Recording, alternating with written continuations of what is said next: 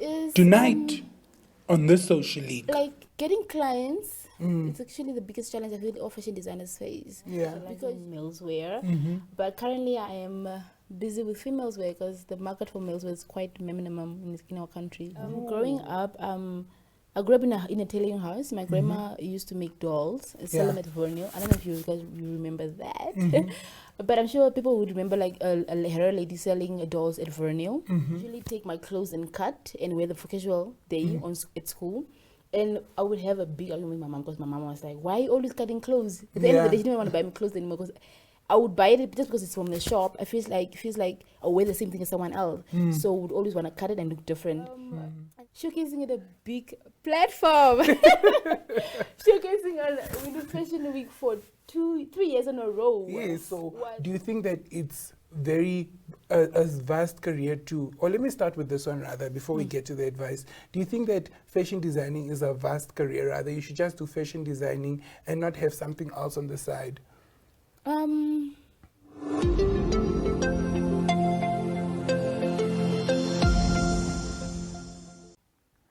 Good day, viewers. Welcome to yet another amazing episode of The Social League. I am Maija Katjaimo, and I'm, of course, the host for The Social League. And today we will be discussing all things fashion designing. Last week, we, of course, had our official season recap.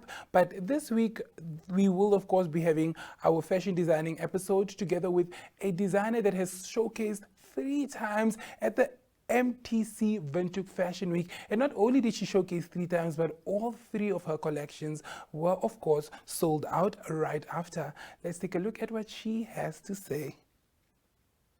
Ladies and gentlemen. Yeah, welcome to another exciting edition.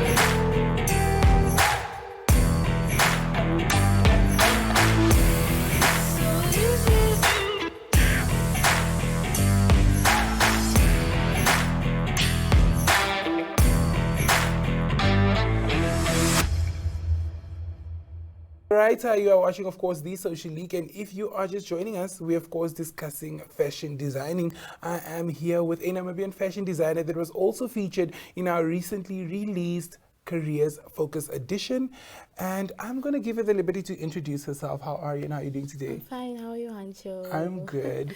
Right, please introduce yourself. My name is Maija Katjaimo. I'm a fashion designer specializing in males wear, but currently I am busy with females wear because the market for males wear is quite minimum in our country. Ooh, very true. You know, but that's a conversation we're going to have. I think we also need to touch into that a little bit because I didn't even know you specialize in menswear, and I've been looking all over Chai's creations, you know. But please tell us, when did your journey as a fashion designer first start? I think it started when I was really, really young. Growing up, I grew up in a tailoring house. My grandma used to make dolls and sell them at Vernio. I don't know if you guys remember that. But I'm sure people would remember like a hair lady selling dolls at Vernio. And growing up, seeing her doing that was really, really inspirational. Because I grew up with my dad. I used to come visit once in a while, and I just picked up that. And then I got a machine, and I just started dressing dolls. It just started from there. Yeah, basically. Wow, amazing. So it all started with the dolls. With the dolls. And you thought maybe it would just be dolls. You didn't really know. So how was that transition from the dolls to actually designing? It was like, okay, I would dress dolls, and then I would imagine the dolls bigger, and I'm like, if I can dress a doll, why can't I dress myself? And I would usually take my clothes and cut and wear them for casual day at school. And I would have a big argument with my mom because my mom was like, why are you always cutting clothes? At the end of the day, she didn't want to buy me clothes anymore because I would buy it just because it's from the shop. It feels like I wear the same thing as someone else. So I would always want to cut it and look different. And then it just started from there. Like when I first cut something and I put it on my body, I'm like, wow, okay. So I can actually do more than this.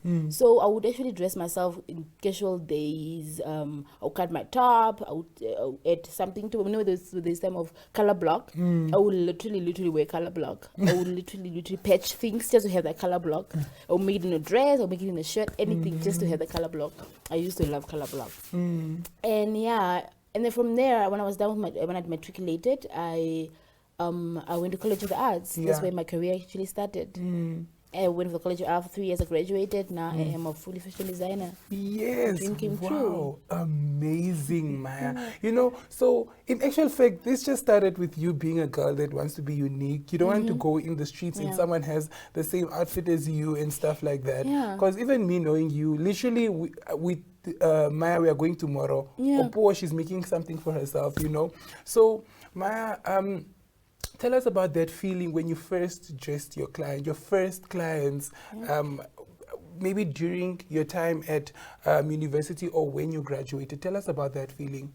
During my studies, I didn't have confidence enough to dress someone, but I did. I started with my cousins. They're actually the one that actually tried to motivate me to dress me. And I was like, I'm not really quite confident about stitching something for someone, if it's for assignment purposes.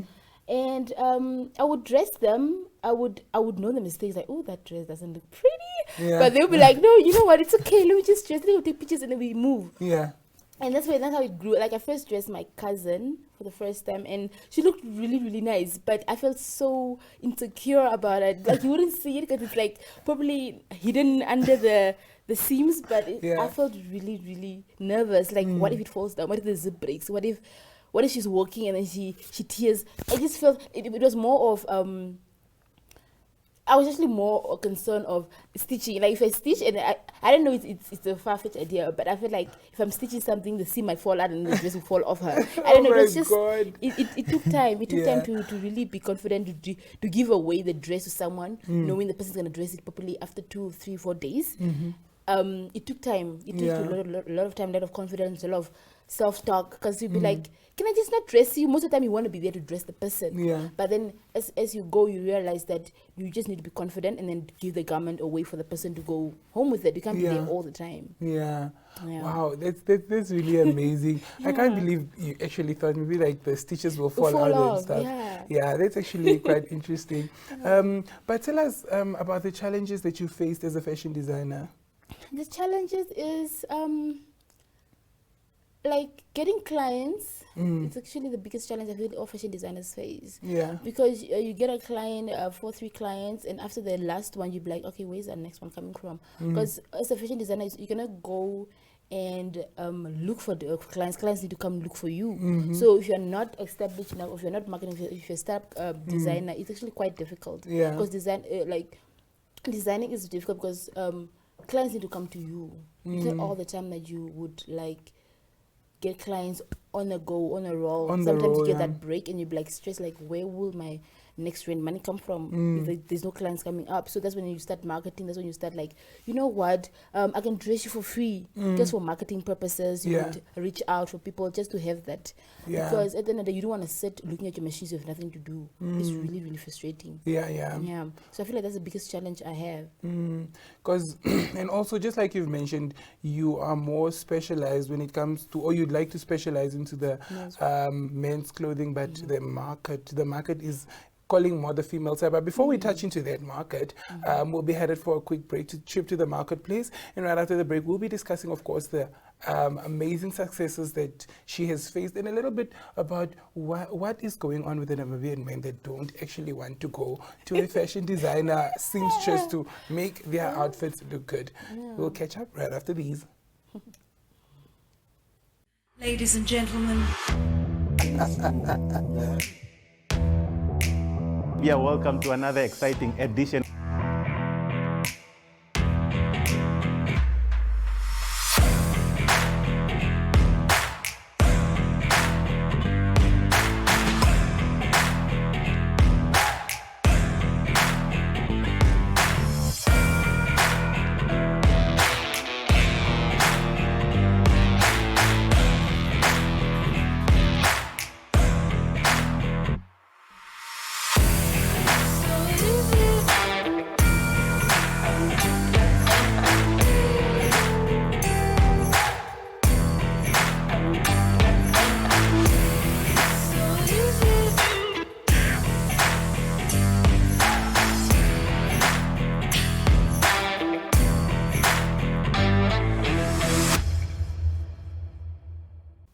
Right, if you are just joining us, you're of course watching The Social League. I'm Mtc Windhoek and I'm joined by Maija Katjaimo, who is of course a Namibian fashion designer who we featured recently in our careers publication. Not only that, but before the break we of course discussed how her career began, which is of course inspired by her grandma who used to make dolls. I don't know if you guys remember the lady that was at Vernil selling the dolls. So that's actually Maija's grandmother.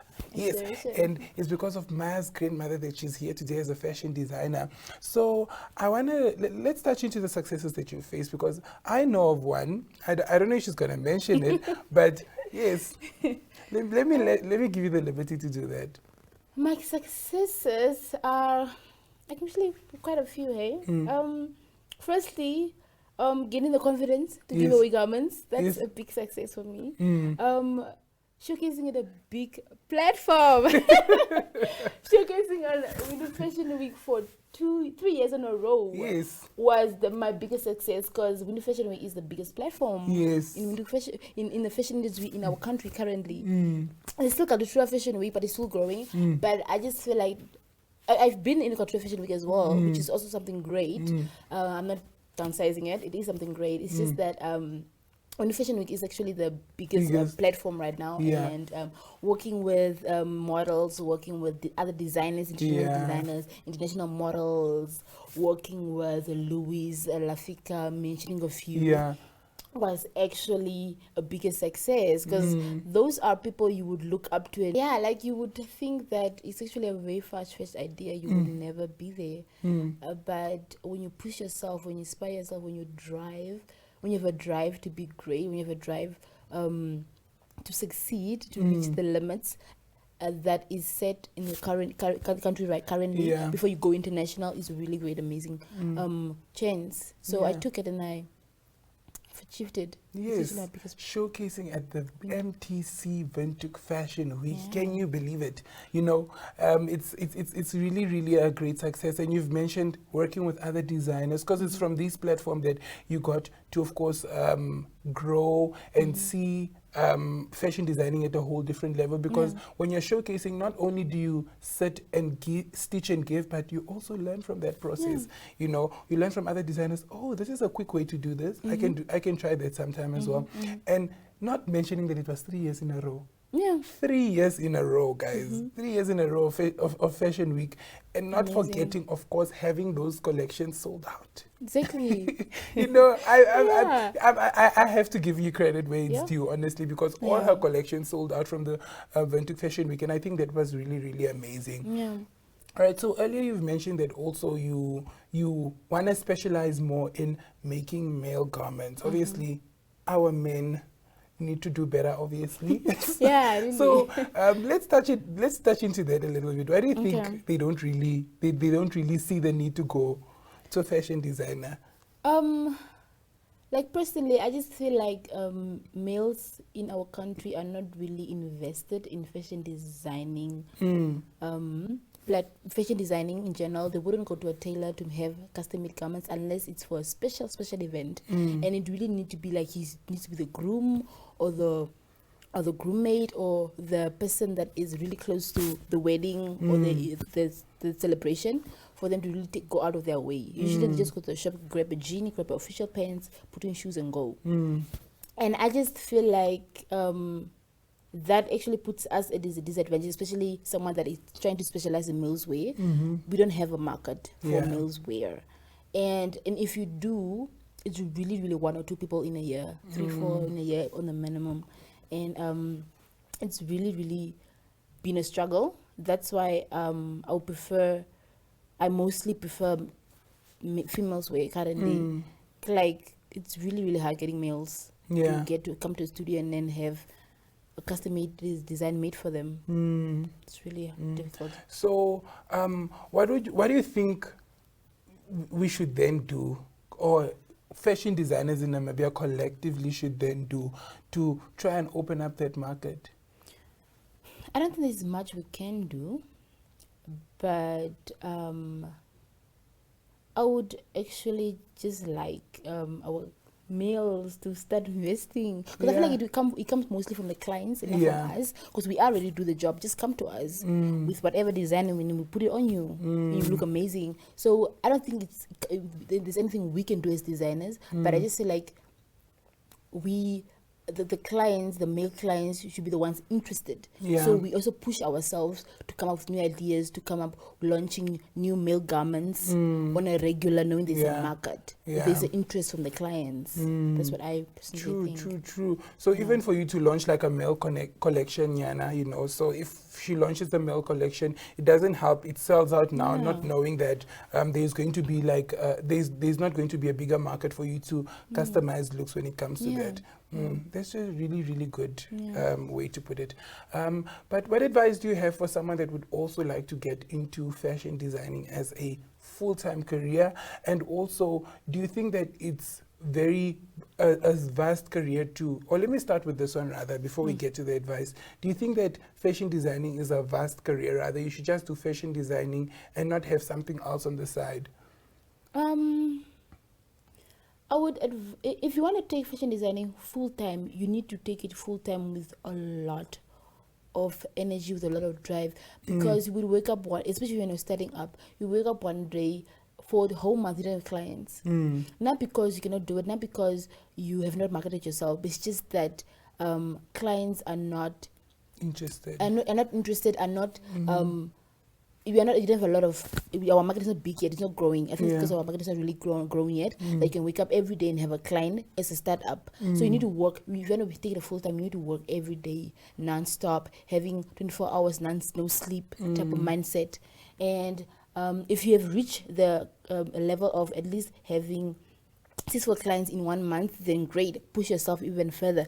For me, if you want to take it full time, then you just need to push yourself to the limit and beyond. And I would not say don't take it as a full time career, but if you can jiggle between full 8 to 5 job and then do that after time, then it's perfect as well, because just for that job security, because our market is still growing. I wouldn't advise someone to take fashion design as a full-time career because our market is still growing. But if you're willing to put in all the effort, if you're willing to have sleepless nights, then all means so if I'm hearing you correctly, it's basically it's not it's not something that can sustain you at the moment, because because of the market that we don't really have, and that the Namibian fashion designing market is growing, and I must say that this year it's growing even bigger, especially seeing that Windhoek Fashion Week, Mtc Windhoek Fashion Week, is creating much bigger platforms for a lot of designers and models. And so if you want to take it full time, you need to put in your everything. You need to make sure that I'm ready to do this. But also, I think it's going to be quite difficult for you if you're having fashion designing part-time, because of the juggle between 8 to 5 and a client that has 6 bridesmaids and needs you know. I'm just thinking of all that, because you know, some clients can be really dramatic. Let me ask, how do you deal with dramatic clients? Because I know I'm also dramatic number one. So how do you deal with dramatic clients? You get clients, you know, different characters. But you need to be professional. A client will come there, you're 1 minute late, and then she'll be like flipping. She'll be like, I want my thing right now. Or you'll be like, she's scheduled for 2 months. She's scheduled 2 months before, and then she wants it now. Now she's trying to change up your schedule by force, because she wants the thing now. She doesn't want it then. You just need to be professional and say, ma'am, this is how it's working. Sir, this is how it's working. And then just make sure that you don't get things that are overwhelming, too much orders that will be too much for you to handle. And then if you get orders, that's when collaboration comes in. You find other people that are willing to help you, split the work, so you finish it off. Oh, that's actually very important, collaboration, because then I know I can deal with the bride's dress alone, and my other friends, I know, for example, I know Kevin is a fashion designer. Let me say, Kevin, make 6 bridesmaids dresses, you make 6 bridesmaids dresses, and like that collectively we are creating collaboration. And not only are we collaborating, but we are also creating a market for them, because the promotion from this client won't only come for me, but it will also come for all the other people people that actually partook in this whole masterpiece that you guys have just created. Yeah. Wow, collaboration. Yeah. The art of collaboration. All right. Yeah. So what advice do you have for anybody that would like to get into this? It is a really, really great platform for creative minds. It is a real platform. And then gladly, we are growing. That's a really nice thing. We are growing. We are not where we were 10 years ago. Yes. And if you want to be a fashion designer, go right ahead. It's a really amazing feeling, making something and the person is smiling. Yeah. And then they're happy, they're satisfied, it fits perfectly. It's a really, really good feeling. I don't want to take that away from anyone. So if anyone wants to venture more into art, then go right ahead. With all those visual arts, design, graphic design, fashion design, interior design, whatever. If you want to venture into that, then go right ahead, because the market for art is really growing in our country. So advise anyone that wants to join us, welcome. Welcome. She will take you in with open heads, honey. All you need to do is get the passion for it. Yeah. Because if you don't have passion for fashion designing, you're going to last 2 days and leave, and you don't want that. You don't want to last 2 days and disappear. It's just not going to be nice for you, you know. But Maija, thank you so much for joining us. Thank you for taking time out of your busy schedule. You know, Maija can be very busy sometimes. Even just getting her on the show. You know, I have 10 bridesmaids dresses that I have to make and stuff. So, you know, she can be very busy at times, but I'm so happy that you've made time to be here today. Thank you Right, so much. that was today's episode of The Social League, where we of course discussed everything around fashion designing. And now you know that if this is something that you'd like to get into, the time to start is already now. Make sure that you start, of course, getting those skills. Start on YouTube, find out ways where you can go and apply to fully do fashion designing. You can do it at College of the Arts like she did. So yeah, that was all we had from you at Social League today. Until next week, it is of course goodbye.